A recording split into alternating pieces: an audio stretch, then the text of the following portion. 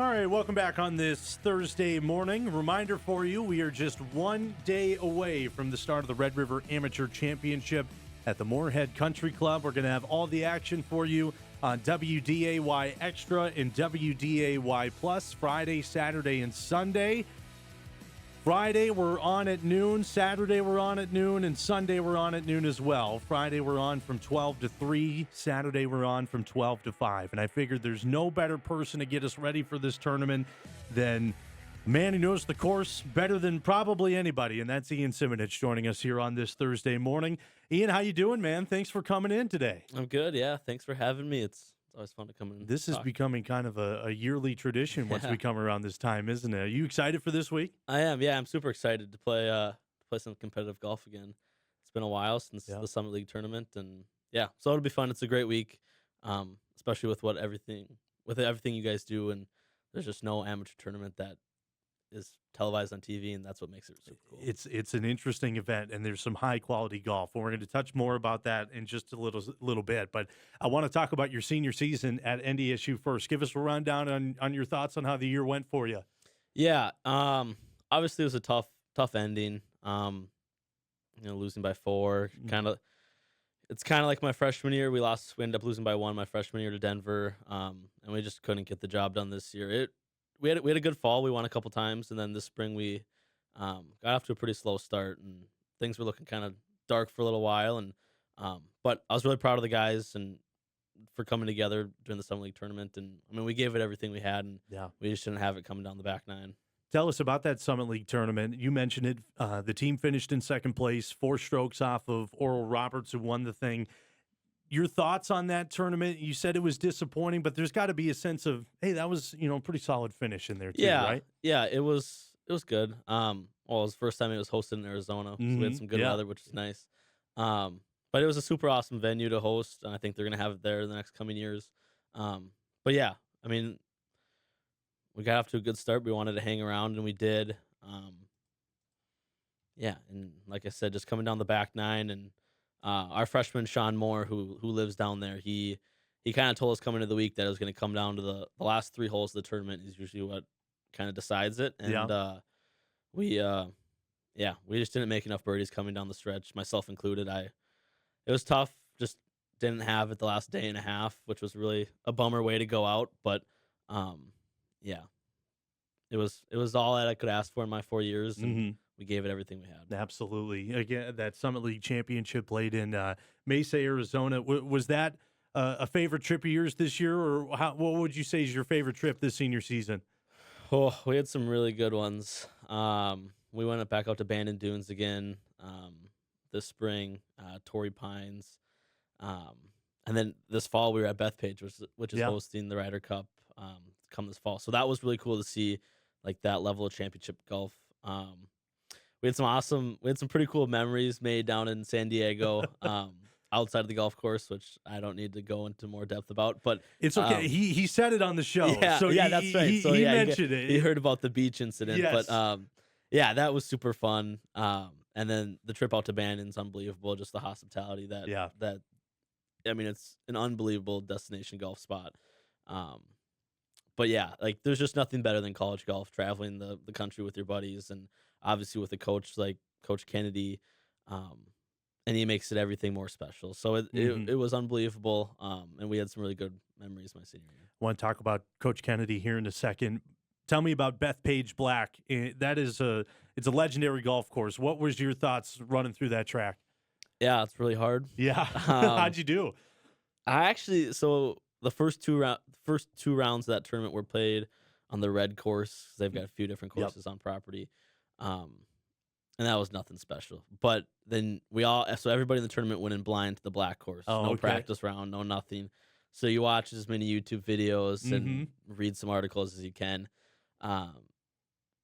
But like, the place is just in pristine condition, and like the prep that they're doing for this fall is unbelievable. Like, this was back in September, and they were watering the fairways every 2 hours, and so everything was super wet, which made the course play even longer. But just like how small the greens are, a lot of them are pitched up 10 to 15 yards, and if you're in the rough, you just can't Right. unless you're the top players in the world, you can't gouge it out and keep it on the greens. Um, so it's gonna be really interesting. I have some, I don't know, some bad thoughts about the Do Americans you? coming into the. Okay. Yeah, I don't know. It just seems like it fits right into the Europeans' hand, the type of Okay. golf. But also you get all those crazy fans out in New York that will be heckling all over Right. you guys. That's So a good point. that's a different element to it. Are we talking like Oakmont difficult or little couple notches down from that? No, it'll definitely be a couple notches down from that. Okay. So actually, my sophomore year, we were on property at Oakmont. We Yeah. didn't get to play, but able to check out the property, and um, so it's cool, like tuning into this past weekend, and seeing the golf. But I don't think it'll play that hard. I mean, everything the U.S. Open is supposed to be the toughest test in all professional golf. Yeah. Um, but as far as like a match play in a viewing setting, they won't set it up. My guess that hard. Like, Right. people still want to see birdies and go back and forth. and Right. That team atmosphere. But no, like you're gonna get some carnage out there for sure. Yeah. But it's hopefully the guys make some birdies and the Americans come out on top. In your time throughout NDSU, your golfing career at NDSU, what was your favorite course? Was the one you played this year, or was there That's one such- from a couple years ago? That's such a hard question, and I Right. get it all the time. Yeah. I kind of group it like the major championship courses we played are like in a tier of its own. So we played Chambers Bay, Bethpage, Torrey Pines, South Course. Is that it? Yeah. So those three are kind of like in a tier of its own. Chambers Bay is super cool. Like Yeah. the shots you can hit around that place and the slopes, and it's right on the sound. And we had good weather. It was just unbelievable. Like that place was awesome. Torrey Pines is different because it's a public golf course, and Mhm. you can certainly see how hard it is, and the views are amazing. And then obviously Bethpage, and I had never been out to Long Island, and that was the first time, so that was an experience itself. But yeah, and same thing, like that's a public course, but then you have the one track that's superior Right. to the others. But Right. so those three for sure. But then as far as, yeah, not to get too much into the weeds, but obviously the tournaments we had success at, Mhm. like in Outer Banks, North Carolina, we won that a few times, and then down in Iowa. So just a lot of good memories, but overall those three courses stick out the most, and then Yeah. obviously the trip to Bandon. Yeah, absolutely. And a couple more before we talk about the Red River Amateur Championship here. Got to ask you about Steve Kennedy. Of course, he announced his retirement just a couple of weeks ago, and we had him here on Hot Mic to chat about that decision. How much has he meant to your golfing career, and what can you share about Coach Kennedy? Yeah, truly one of a kind. I mean, he was probably the biggest reason why I decided to Yeah. stay and play at NDSU. You just, especially, you don't know how good you have it until you're actually in the program, and being around other coaches and how they interact with players. But just a genuine human being, like the greatest man that I've ever met, is true to his word. Yeah, like he's meant so much to us as a team, and I know everybody's gonna say the same things about Coach Kennedy. You have nobody's gonna say anything bad about him, Right. and just all I can say, yeah, is the genuine care for each of one of his players is so special and something that I will cherish the rest of my life. And I'm so glad personally that he was here for Yeah. my full time in college. And whoever is going to enter that role next has big shoes to fill, but I'm sure they're going to do a great job too. It sounds like you guys didn't know while you were going throughout the year. Mhm. What was the reaction when you found out? Yeah, I mean, I'd be lying if I didn't say like it was a possibility, Mhm. obviously. Yeah. And we've had conversations personally, and but it was more so being for the guys on the team that are still there and the guys we've had relationships with, just to stay with each other. And it's kind of a challenging time, especially it's not ideal when your coach Yeah. decides to leave in the middle of summer, but that is what it is. And so just and the good thing about NDSU is how close we are. Everybody is.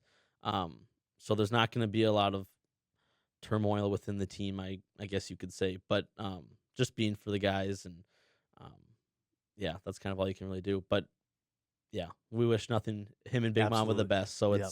they're unbelievable people. Absolutely. One more before we get to break here, and then we'll talk about the tournament coming up this weekend. Outside of the trip, where he accidentally took you to an inappropriate beach. Is there a good Coach Kennedy story that you can share that's TV Oh appropriate? yeah, I got a couple of them. Yeah. Well, he always liked to think he was a big tough guy. So especially when we'd be practicing in the IPF and the football team, and Kramer would be working out, and you'd hear Kramer barking at his guys or blowing the whistle, and coach would always be like, "Man, I wish I had a whistle to blow if you guys hit a bad shot." But he would every once in a while do like a fake, like get mad. And we were out in Carolina the one time, and we were doing a putting drill after the round, and there was other teams involved around the putting green, and we were struggling. I mean, it wasn't like we were super like worried about the putting drill, but we had missed a couple, and all of a sudden he goes, just very loud so everybody can hear. He's like, "God dang it, guys. Do you guys want to eat tonight or not?" Like, totally joking. So we're all trying not to laugh. And then everybody around the putting green is like looking at coach like, "Oh my God, what an idiot." And then the next day we had played with one of the teams that were around the green, and they're like, "Man, your coach." I was like, "What about him?" He's Thought like, he was a psycho. yeah, Huh? he's like, "Do you like your coach?" I was like, "Oh yeah, he thinks he's a tough guy, but that's all awesome. for show." So That's awesome. yeah, but many others, but yeah. Well, that we was cool. we wish him nothing but the best. Really cool to get the insight on that and get the insight on your senior season. You good to stick around for a little bit? Yeah, All absolutely. right, well, let's talk about the Red River Amateur Championship after we go to a break here. A lot more to get to with our guy Ian Simonich joining us on this Thursday morning. Hot Mike returns after this. All right, we're back here with our guy Ian Simonich, former Bison golfer, getting ready for the Red River Amateur Championship this weekend. A couple of minutes left with him in our first hour of the show on this Thursday morning. Red River Am coming up this week. You told us how excited you are for this.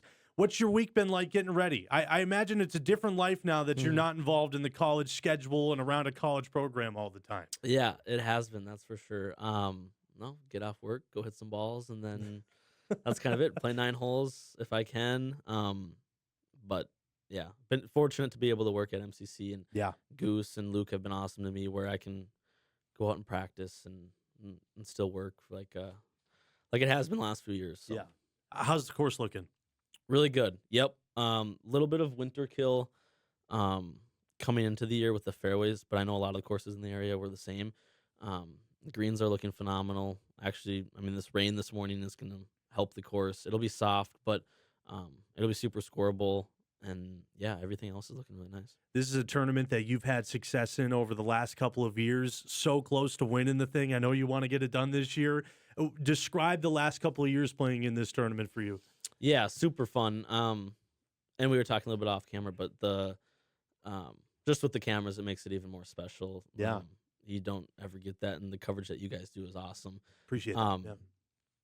But and then it's cool. Like, I got obviously growing up in Moorhead, and my parents are able to come, family, friends, and so you get some people rooting for you. So it's nice to kind of be the hometown guy. But yeah, it'd be a lot cooler this weekend if I was able to win, or just even be in contention coming down Sunday. And that's kind of what it's all about. Like, if you have a chance to win, just being in those last few groups and having that coverage on you is just really cool. I like that you mentioned the cameras. We had Goose on Monday. We had Jared Lentz, the head golf coach at Jamestown, on yesterday to talk about the mental side of this tournament.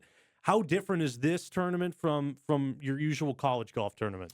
Well, it's a lot different because there's a lot more people watching. I mean, in college golf, oftentimes it's just, I mean, you're only going to see your coach, and then maybe if a family comes and travels along. Right. So, so then you're kind of just in your own world. But I mean, there's a lot of outside factors, obviously, this weekend, but I mean, there's nothing you can do about it. And at the end of the day, you want the coverage and you guys to present the tournament, and then amateur golf, which is just going to grow even more.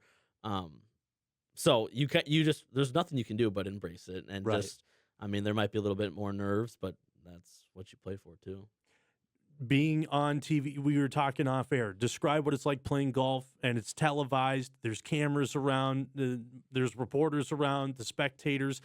That doesn't get to you that much, does it? Oh, it does. Yeah. I'd be lying if I said it didn't. But yeah, if it kind of depends on how engaged you are in the tournament. If you're up there and you're playing well, and kind of all you're thinking about is golfing your little ball around, and then you're kind of just in the groove, and the outside factors are a little less annoying, I guess, if you if that's the word I'm looking for. Um, but you certainly are aware of the cameras, and you're a little bit more well behaved. That's a good call. But yeah, I mean, there's nothing you can do except for embrace it, and yeah, that's kind of how you have to deal with it. What's your best score out there? I don't know, 66, 67. I never nothing. I'm not a golfer that goes out and lights the golf course up. Like I'm kind of just be consistent. Yeah, I'm way more steady Eddie.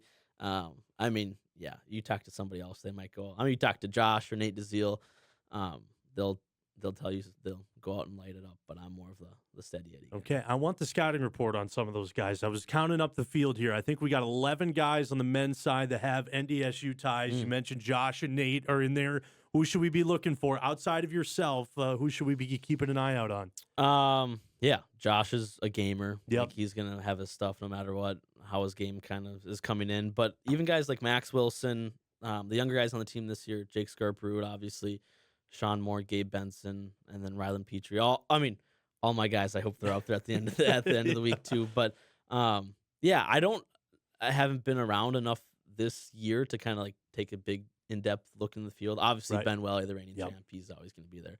So I don't know like the guys that are coming up to play as much. Other than we've got Sam Baker. He's from Cloquet, plays at Florida Gulf Coast. Awesome kid, really good golfer too, and he's staying with us this week. So I hope he's up there too. But yeah, not super, I guess, like with the younger kids, the younger college and high school kids. But this is the best time for them, like to make a name for themselves, whether they're trying to get recruited or just looking to make that next step in their college golf career. This tournament provides that publicity for them, and so I always root for those kids too. It's always awesome to see. And that was my case too. Like growing up, like I had some success you were in those shoes as a high schooler, so it's always fun to have a high school kid in the mix or a young college kid. So, yeah, hopefully there's a few good storylines. That Josh we were mentioning, Josh Galvin, who's had a lot of success at this Red River Amateur Championship. I see he's in your opening pairing or your opening group here when you tee off at noon tomorrow. So you got yourself, Josh Galvin, Tyler Sealing, and then I think Ben Welly's in the mix in there as well. Yeah, that's quite a powerhouse group there, isn't it? Yeah, I guess so. I don't know how I got roped into that group, but I'll have to focus on watching my own golf ball and not there, especially Tyler. Tyler hits the ball a long ways, so yeah. When that's going, it's fun to watch. Are you guys friends? Are you friends with your teammates on the course, or is it cutthroat?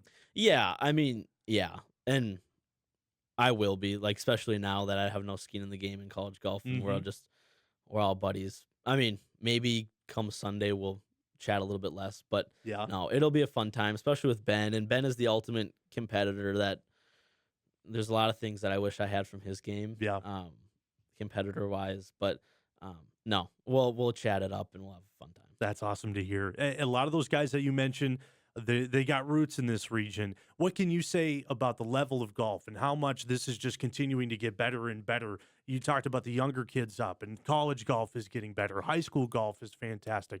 What can you say about the level of golf here? Yeah, it's only growing. It's getting better and better every year. Obviously, you have your years where there's some stronger than others, but overall, like there's a constant growth of good amateur golfers coming out of this area. I mean, you've got the highest of the highs, like the Persons and the Welly and everything, and then you got, the kids coming out of college and then the high school kids. But it's just a constant wave, which is awesome, and that's also a testament to how accessible golf is in the area. Fargo Parks, Moorhead golf courses. Yeah, like people are aware that golf is growing a ton. Yeah. And just having access for kids to be able to play is a huge deal, and that's what makes it better, and that's why it thrives in this community. No doubt. A couple of minutes left here with our guy Ian Simonich as he gets ready for the Red River Amateur Championship. What's your schedule for the summer? Are you all in on the amateur route right now? No. Okay. I'm kind of out for this summer at least. Yeah, I'll play in this one and hopefully a couple more, but it's definitely a lighter summer golf wise for me. Yeah, trying to focus more on my actual professional career, but it gets to that point. Yeah, and that's what it is, and hopefully I can get back into it in the years down the road. But no, I'm trying to learn a lot, and yeah. For someone who doesn't know, and this tournament, maybe you can explain it better than I can. The amateur ranking points, that are on the line with this tournament. What does that mean, and what could that mean for somebody? Yeah. Yeah. I mean, for me, it's not a Right. it's not a big deal now, but like when I was, younger in college, it was a big deal because those points, I mean, you win, you jump up into, I mean, this tournament's not as highly ranked as, I mean, the top elite series Mm-hmm. in the summer, but those points are all, I mean, if you're top like 100, you get in automatically to the US Amateur. You can get like the new PGA Tour U ranking points, like for Okay. the high level amateur college golfers. But it's also just a way to see like it's kind of cool to be like, Yeah. oh my god, like I'm this like ranked. 1800 in the world, like That's pretty as cool, an yeah. amateur golfer. Yeah. Which obviously people take it for what they want. And Right. some are more into it than others, but it is kind of cool just to see and who all is ranked on there, and yeah, just a way to rank amateur golfers. Last one for you. Areas on the course that we should watch out for. What areas give you struggles, and which one are scoring opportunities? Are you talking like me personally or the field? I'd say for the field. Okay. Well, the start is tough. I mean, so normally the first hole plays a par 5 Mhm. for the members, and on the men's side of things, it's a par 4. So you have two tough par 4s to start with 1 and 2. So like if you can get through those even par, you're probably in a good spot. And then you have 2 par 5s on the front now actually. So yeah, if you can kind of cruise the front at even or 1 under, you're probably in a good spot. Yeah. Yeah, now that I think about it, there aren't really any stretches out there where you can kind of get it going. There's always like a hole that's gettable and then Right. a hole that you'll take par. But obviously like hole 11 is fun. Like how electric was it last year when Welly holed out for eagle on Yes, 11? yep, Like and yep. that green is so small where if you hit on the green, you're gonna have a good look for birdie. Excuse me. And then yeah, 15, 16 with the island green, and then 17 is gettable. So I guess that last stretch of 15 through 18, you can definitely make some birdies. So if somebody's chasing and they have a good finish, they could end up winning the thing. All right. Hey, man, this was fun. I know you're going to go out there today and you're going to get ready for all this, and we'll be looking forward to seeing you this weekend. Wish you the best of luck, and I'm excited for this one. Yeah, thanks for having me on. It's always fun. Absolutely. Ian Simonich joining us on this Thursday morning. Again, the Red River Amateur Championship at the Moorhead Country Club coming up this weekend. We'll have it live on WDAY Plus and WDAY Extra Friday, Saturday, and Sunday, all 3 days starting at noon. And it's free to watch. That's another thing, too. It's not behind a paywall, so anyone can watch this.